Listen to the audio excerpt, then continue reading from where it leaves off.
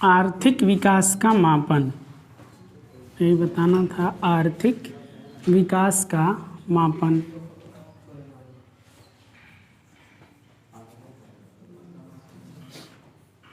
आर्थिक विकास का मापन, हम कहें आर्थिक वृद्धि का मापन किससे किया जाता है? तो आर्थिक जो वृद्धि का मापन है वो किससे किया जाता है? तो वो प्रति व्यक्ति आय से किया जाता है। तब आर्थिक विकास का मापन किससे किया जाता है? तो इसके लिए कई लोगों ने अपना अपना व्यू दिया है, उसी के आधार पर आर्थिक विकास का मापन किया जाता है। जैसे अगर हम एक बात करें तो दिया है मूलभूत आवश्यक प्रत्यागम सिद्धांत, आधारभूत बेसिक नीड्स अप्रोच बोलते हैं। आधारभूत बेसिक नीड्स अप्रोच, आधारभूत आवश्यक सिद्धांत, आधारभूत आवश्यक सिद्धांत। इसके आधार पे क्या मापन किया जाता है? विकास का मापन किया जाता है।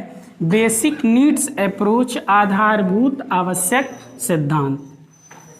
आधारभूत आवश्यक सिद्धांत से क्या मापन किया जाता है? आर्थिक विकास का मापन किया जाता है।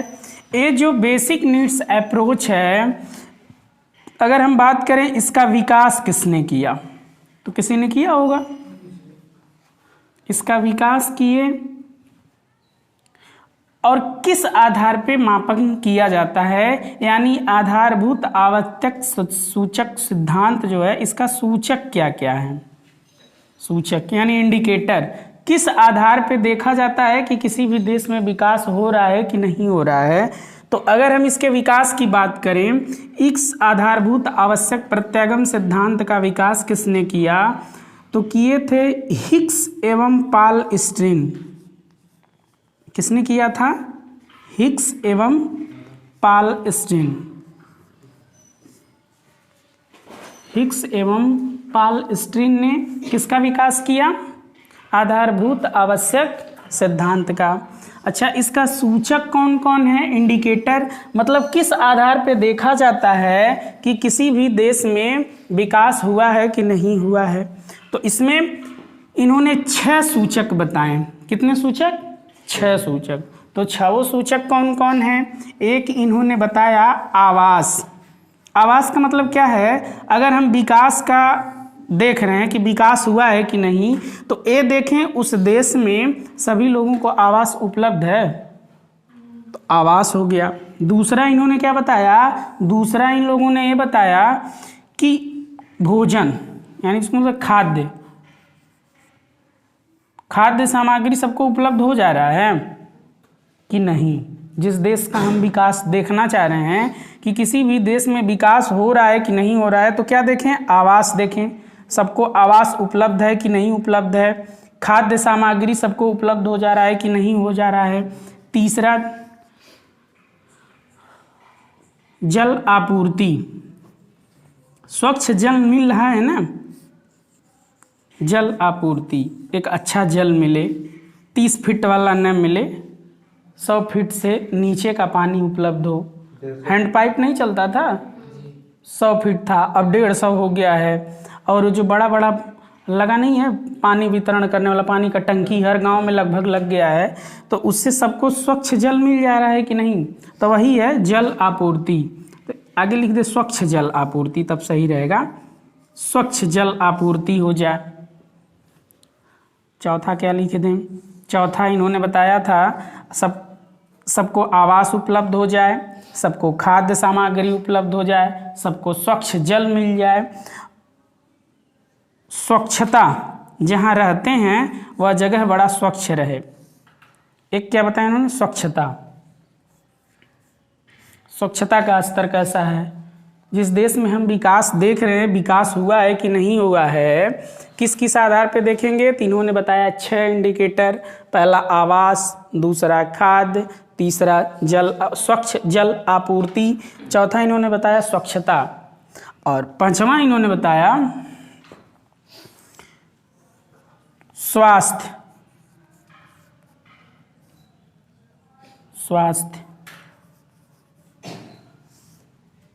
शिक्षा।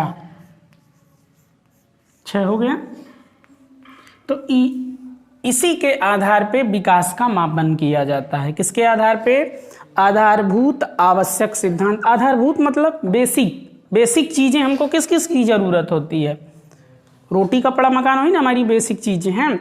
तो उसी में बस ये ऐड कर दिए हैं कि सबको स्वच्छ जल मिलने लगे, सबको शिक्षा उपलब्ध हो जाए, सबके स्वास्थ्य का स्तर अच्छा रहे, स्वास्थ्य सेवाएं जगह जगह उपलब्ध रहें, और स्वच्छता ऐसा न हो जहाँ वो रहते हैं वहाँ कूड़ा कबाड़ ज़्यादा आता हो। जैसे जब इस विद्यालय में आप लोग आते हैं तो एक जगह बीच में पड़ता है, इतना पानी भरा होता है, नहीं होता है बीच में? तो ऐसा न रहे जहाँ पे जिसका घर है उसी के सामने सारा कचरा आता है। तो ऐसा न रहे, स्वच्छ रहे, या तो पानी आ रहा है तो ढका हुआ रहे, पता न चले। लेकिन वहीं पानी बहता है, वहीं लोग बैठे रहते हैं कुर्सी लगा के, देखते हैं कौन गिर रहा है, कौन भीग रहा है, सारा वहीं से सब देखते हैं। तो विकास के लिए क्या क्या करेंगे? आर्थिक विकास का मापन करने के लिए आधारभूत आवश्यक सिद्धांत, बेसिक नीड्स अप्रोच कहा जाता है। इसका विकास किसने किया? हिक्स एवं पाल स्ट्रीन ने किया।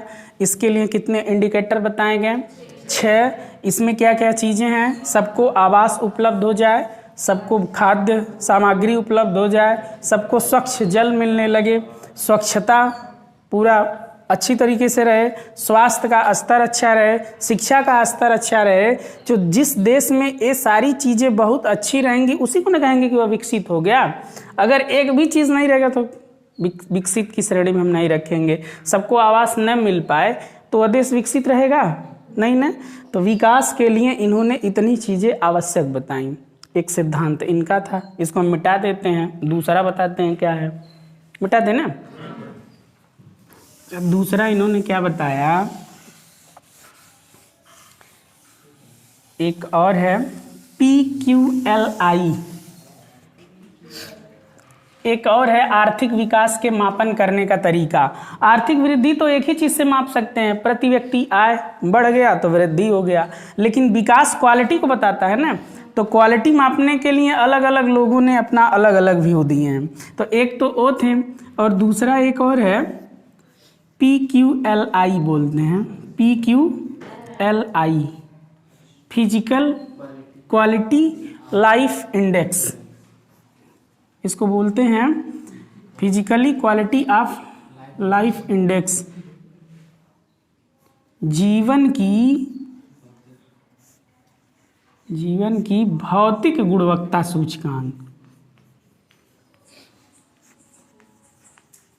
गुणवत्ता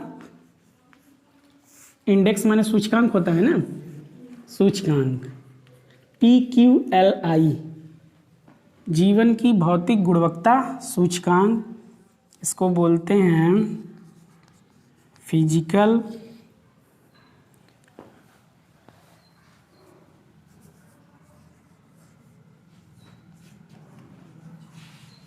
quality of life index, physical quality of life index. अच्छा, बेसिक नीड्स अप्रोच का विकास किसने किया? हिक्स एवं पाल स्ट्रीन। अब PQLI का विकास किसने किया?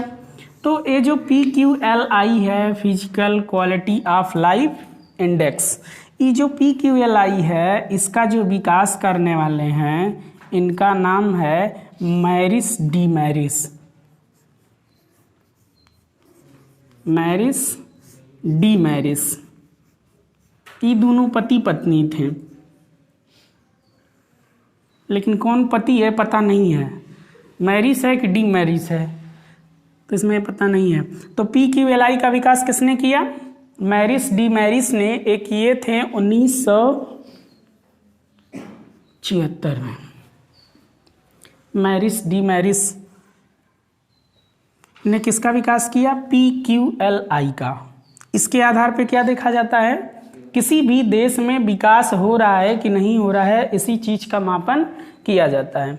तो ये देखना है कि विकास हो रहा है कि नहीं। इसके लिए इन्होंने 3 इंडिकेटर बताए। कितने?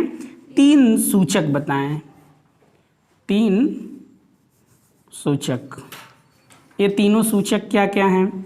एक इन्होंने बताया लाइफ एक्सपेक्टेड, जिसको बोला जाता है जीवन प्रत्याशा।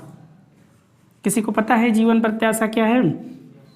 Life expected. एक इन्होंने क्या बताया? जीवन प्रत्याशा। किसी भी देश में विकास हो रहा है कि नहीं, इसके लिए इन्होंने 3 इंडिकेटर बताया। सबसे पहला क्या बताया इन्होंने? जीवन प्रत्याशा। जीवन प्रत्याशा का मतलब क्या होता है? इसको बोलते हैं लाइफ एक्सपेक्टेड। कोई भी व्यक्ति औसत रूप में कितने समय तक जीवित रहता है, इसी को कहा जाता है जीवन प्रत्याशा। अच्छा, जिस देश में लोग कम समय तक जीवित रहेंगे वो अच्छा देश माना जाएगा, कि जिस देश में लोग ज़्यादा समय तक जीवित रहते हैं वो अच्छा माना जाएगा? जो कम समय तक जीवित रहेंगे वो अच्छा माना जाएगा? वो अच्छा नहीं माना जाएगा, खराब है ना। अच्छा उसको माना जाएगा जो जहाँ के लोग ज़्यादा समय तक जीवित रहते हैं। तो कौन सा ऐसा देश है जहाँ की जीवन प्रत्याशा सबसे ज़्यादा है? तो जापान ऐसा देश है जहाँ के लोग ज़्यादा समय तक जीवित रहते हैं। जापान औसत रूप में बताया जाता है, जापान के लोग लगभग 92 वर्ष तक जीवित रहते हैं। औसत है, ये कोई ज़रूरी नहीं है सब 92 ही पे जाके मरते हैं, ये औसत है। कोई 110 तक जाता है, कोई 80, 65, 70, 60 यहाँ तक भी आता है, लेकिन औसत देखा गया तो यहाँ सबसे बढ़िया है 92 तक। अच्छा, अगर हम अफ्रीका के देशों का बात करें तो अफ्रीका गरीब देश है ना, यहाँ की जीवन प्रत्याशा थोड़ा कम है। अफ्रीका में लगभग 45 के आसपास यहाँ की जीवन प्रत्याशा है औसत रूप में, 45। अच्छा, बात करते हैं अपने भारत की। भारत का कितना है तब? भारत का है 69, औसत रूप में है। अच्छा, इसमें कुछ महिलाएं जीती हैं, कुछ पुरुष भी जीते हैं। कुछ महिलाएं हैं, कुछ पुरुष भी हैं। अगर हम महिला की बात करें तो औसत से एक ज़्यादा जीती हैं, मतलब 70 वर्ष तक औसत है इनका महिलाओं का। अब पुरुष औसत से एक कम जीता है, 68 वर्ष तक जीता है। फिर महिलाएं थोड़ा ज़्यादा जीती हैं और जापान सबसे ज़्यादा है। तो जिस देश में जीवन प्रत्याशा ज़्यादा रहेगा वो अच्छा देश माना जाएगा कि बुरा? अच्छा देश। तो जीवन प्रत्याशा कहाँ का अच्छा देश है? जापान का है। हमारे वहाँ का औसत है, अभी हम लोग बढ़ रहे हैं, अभी धीरे धीरे बढ़ रहा है। जब देश आज़ाद हुआ था तो उस समय हम लोगों का भी लगभग इतना था। धीरे धीरे सुधार हुआ, स्वास्थ्य सेवाएं बढ़ी हैं ना। पहले स्वास्थ्य सेवाएं इतनी थी नहीं ना, हर जगह इतनी स्वास्थ्य सेवाएं नहीं थी। धीरे धीरे हर जगह स्वास्थ्य सेवाएं उपलब्ध होती जा रही हैं। जब स्वास्थ्य सेवाएं कम रहेगा तो आदमी को बुखार होगा तो उसका दवा हो ही नहीं पाएगा। जड़ी बूटी से कब तक काम चलेगा? कोई अच्छा वैद्य रहेगा तब ना होगा। तो कुछ खाएंगे नहीं तो जायज़ सी बात है जल्दी मर जाएंगे। हाँ, तो इसीलिए जीवन प्रत्याशा जिसका अच्छा रहेगा वो अच्छा देश माना जाएगा। और दूसरे पे क्या इन्होंने बताया? शिशु मृत्यु दर। दूसरे पे क्या बताया इन्होंने? शिशु मृत्यु दर। शिशु मृत्यु दर का मतलब क्या है? 1000 जीवित बच्चों जो पैदा होते हैं, जीवित बच्चों में से कितने ऐसे बच्चे हैं जिनकी मृत्यु हो जाती है, उसी को शिशु मृत्यु दर कहा जाता है। जिस देश में शिशु मृत्यु दर ज़्यादा रहेगा वो अच्छा माना जाएगा कि बुरा माना जाएगा? क्योंकि ज़्यादा बच्चे मर जाएंगे ना। और जहाँ कम रहेगा सोचा जाएगा कि बहुत अच्छा देश है। जैसे अपने राज्य में ही देखा जाए तो अपने राज्य में मध्य प्रदेश ऐसा राज्य है जहाँ पे शिशु मृत्यु दर सबसे ज़्यादा है। और सबसे कम कहाँ का है? तो केरल का है। केरल वगैरह में सबसे कम मृत्यु होता है शिशु का। अगर इधर आ जाएं, सबसे ज़्यादा अफ्रीका महाद्वीप में बच्चे मरते हैं। तो अफ्रीका में कहाँ कोई विकसित देश है? जैसे जैसे लोगों का जीवन स्तर बढ़ेगा, स्वास्थ्य सेवाएं बढ़ेंगी, वैसे वैसे बच्चों की मृत्यु कम होगी ना। समय पर उनको इलाज कर दिया जाएगा, समय समय पे देख रेख होना शुरू हो जाएगा। और तीसरे स्तर पे इन्होंने बताया है शिक्षा का स्तर। शिक्षा का स्तर तो किसी भी देश में विकास के मापने के लिए मैरिस डी मैरिस ने क्या बताया, कितने सूचक? 3। किसी भी देश में जीवन प्रत्याशा की स्थिति कैसी है, किसी भी देश में शिशु मृत्यु दर का स्तर कैसा है, किसी भी देश में शिक्षा का स्तर कैसा है। एक क्वेश्चन बताइए, हमारे भारत में शिक्षा का स्तर कितना है, कितना % लोग साक्षर हैं? बहुत छोटा सा क्वेश्चन है, बता दीजिए।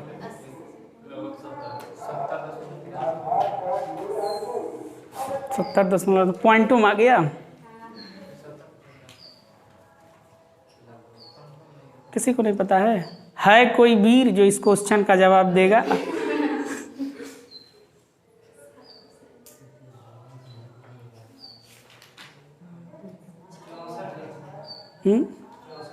64 है। 64% 2001 में था।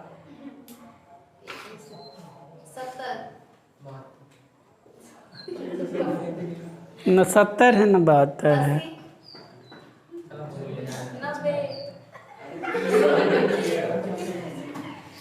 वो भी बोल दो, तुम भी बोल दो, वो भी कुछ बोलने वाली, 100 बोलने वाली थी।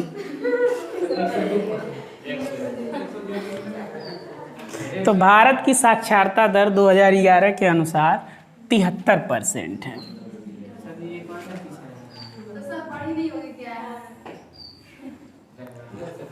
जनगणना तो हुआ नहीं 2021 में? नहीं, एकदम गलत है, पता नहीं है कितना है तो कैसे। तो इसलिए अभी तक 2011 वाला ही चलेगा। 2011 के अनुसार हमारी साक्षरता दर कितना है? 73% है। तो जहाँ का शिक्षा का स्तर अच्छा रहेगा वहाँ पे जीवन प्रत्याशा भी अच्छा रहेगा, वहाँ पे शिशु मृत्यु दर भी कम रहेगा, क्योंकि पढ़ी लिखी महिलाएं रहेंगी, बच्चे को मरने नहीं देंगी लगभग, तो कम मृत्यु होगा। अच्छा, अपने वहाँ सबसे ज़्यादा शिशु मृत्यु दर किस राज्य में होता है? मध्य प्रदेश। इसलिए मध्य प्रदेश को भारत का इथियोपिया कहा जाता है। अफ्रीका का एक देश है इथियोपिया।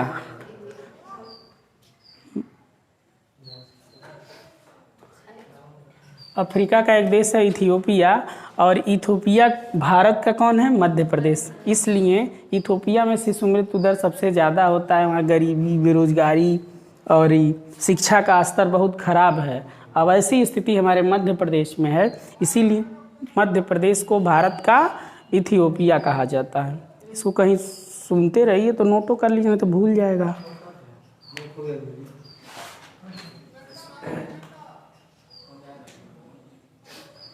क्या हुआ? तो किसी भी देश में विकास हो रहा है कि नहीं हो रहा है, PQLI के आधार पर क्या कहा जाता है? जीवन की भौतिक गुणवत्ता सूचकांक। इसका विकास किसने किया? सारे लोग बोलिए, PQLI का विकास किसने किया? इसका पूरा नाम क्या है? Physical quality of life index. इसका विकास किसने किया? इसके सूचक कितने कितने हैं? कौन कौन? जीवन प्रत्याशा किसे कहते हैं? जीवन प्रत्याशा किसे कहते हैं?